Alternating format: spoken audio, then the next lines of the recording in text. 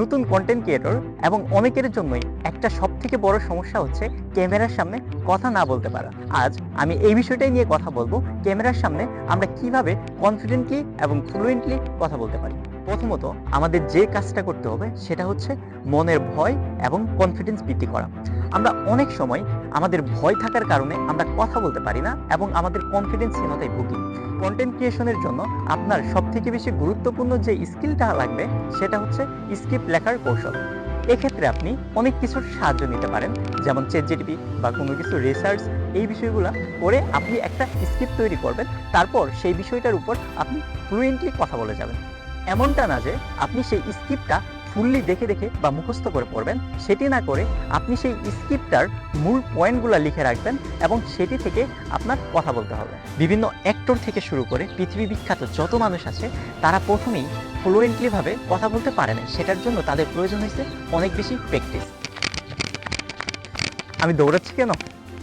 এর কারণটা হচ্ছে আমরা কথা বলার সময় আমাদের মনে হতে পারে যে সব মানুষের সামনে আমরা কথাগুলো বলতে পারবো না, বা মানুষের সামনে কথা বলতে গেলে আমাদের জড়তা কাজ করবে। সেটার জন্য এমন একটা অবস্থানে গিয়ে কথা বলা যেখানে নিরিবিলি পরিবেশ বা আপনার কমফোর্ট জোন, সেই জায়গাগুলোতে গিয়ে আমাদের ক্যামেরার সামনে অনেক বেশি কথা বলার সময় যাদের চোখ অটোমেটিক্যালি অন্যদিকে চলে যায় তারা চাইলে চশমা ব্যবহার করতে পারেন। চশমা ব্যবহার করলে আপনার চোখ অন্যদিকে গেলেও সেটিকে বোঝা যাবে না।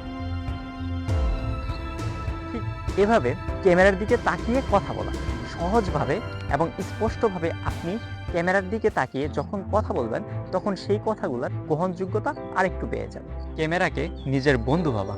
একজন বন্ধুর সামনে আপনার কথাগুলোকে আপনি যত সুন্দর করে উপস্থাপন করবেন, ঠিক ক্যামেরার সামনেও সেভাবে উপস্থাপন করা। আপনার বডি ল্যাঙ্গুয়েজ, আপনার ঘাড়, আপনার মাথা, আপনার হাতের এক্সপ্রেশন, এই জিনিসগুলো ঠিক আছে কিনা আমাদের ভালোভাবে খেয়াল রাখতে হবে। সবসময় আপনার সেই ইমোশনটার উপর ভেরি করে আপনার এক্সপ্রেশন দিতে হবে। যেমন কিছু কিছু সময় হেসে হেসে কথা বলা, আবার কিছু কিছু সময় স্যাড মোমেন্টগুলোতে স্যাড অনুভূতি দেওয়া। আমাদের কথা বলার সময় আনএক্সপেক্টেড অনেক কিছু চলে আসবে, যেগুলোর জন্য আমাদের কথা বলা থেমে থাকতে পারে, কিন্তু আমাদের কথা বলা থামানো যাবে না। কথা বলার সময় মানুষ যে ভুলগুলো করে সেটা হচ্ছে অপ্রয়োজনীয় শব্দ ব্যবহার করা। এই জিনিসটা থেকে আমাদের একদমই বিরত থাকবে। এই অপ্রয়োজনীয় শব্দ ব্যবহার করাটা আমাদের কথা বলাকে আরো বাজেভাবে উপস্থাপন করে।